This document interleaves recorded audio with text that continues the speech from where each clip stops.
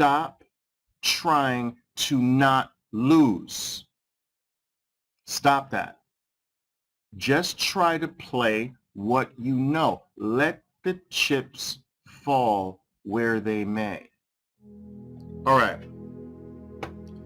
How do you protect yourself? Don't let that bar get violated by much. If the market removes your clearing bar, get out. So what? That's one of a few that will happen that way. So what? Move on. I've always told you that trading is a microcosmic version of life. It teaches us in a microcosmic way how to handle life on a more macro scale, on a more macro level. The most successful lives throughout history have learned how to deal with failure, how to deal with setbacks, how to deal with loss.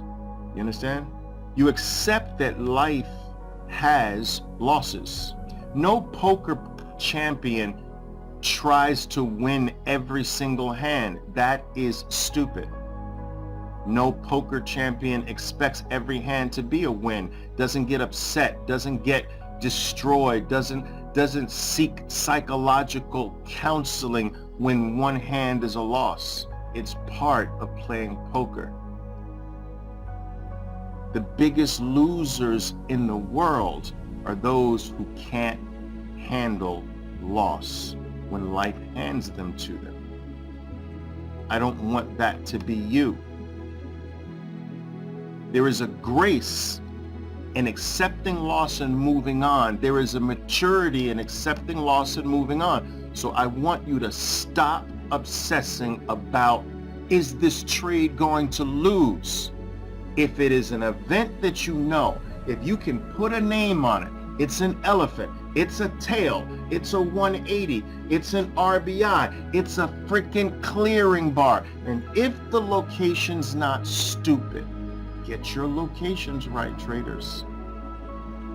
Then it is your duty, it is your destiny to hit the freaking entry button. This is how you're going to grow. You're not going to grow obsessing on the sidelines. You're not going to grow declining 80% of the trades that come by because you're scared that the trade's going to lose. You're not going to progress that way. There is a direct link between how much you lose, how often you lose in the beginning, and how successful you are at the end. The biggest losers, the most frequent losers in the beginning turn out statistically to be the better traders. The ones that have tried to protect themselves against loss. The ones that have been scared to lose turn out to be the worst traders statistically. This is another example of how trading is a microcosmic version of life. As a parent, I am so glad I understood this very early on in my parenthood. I fought the notion of overprotecting my kids.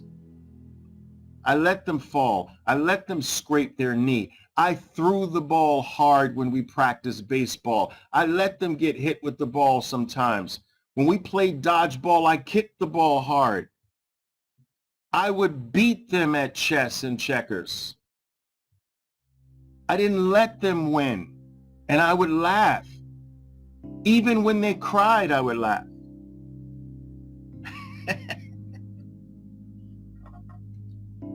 If any of my kids would get upset for losing, I would actually want to make them lose even more.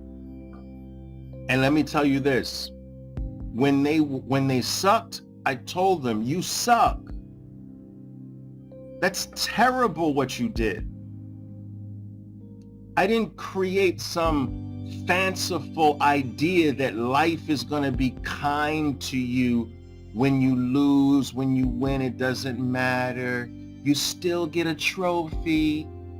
No, my kids understood that, listen, I taught them that life is not supposed to be easy.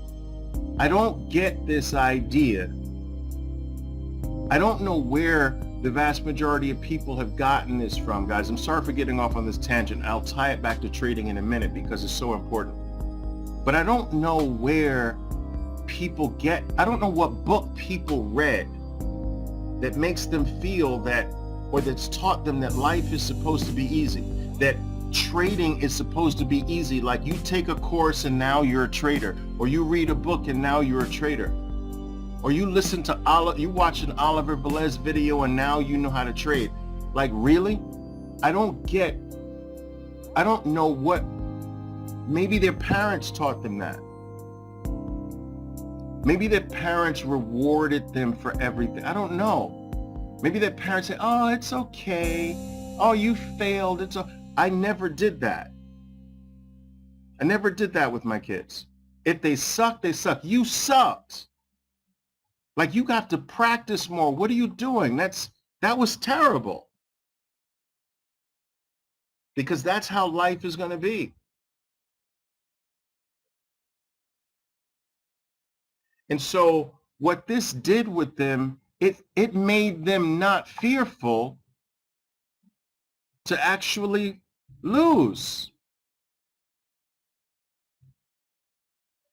You know, it made them not crumble and walk away because they lost, because someone says something bad to them or negative, or life at this moment didn't go their way. All right, didn't go my way this time. I'll get them next time. They didn't grow up being fragile, that you have to always speak nice to them, because I didn't. And I knew the value of teaching them loss. Their mother used to say, why don't you let them win? I said, one day, these little kids, they're gonna beat me like I'm the kid. Let me have my time. And I never let them win. But there was a day where my sons started beating me in chess. And there was nothing I could do about it. Then they had their laugh. There were days my kids could throw a football and I couldn't catch it. It would slip through my hands. It was so hard. Do you understand? So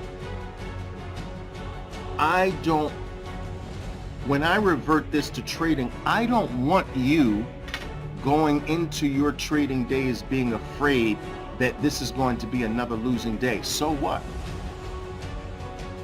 Or that this trade might not work. So what? Suck it up, deal with it, move on.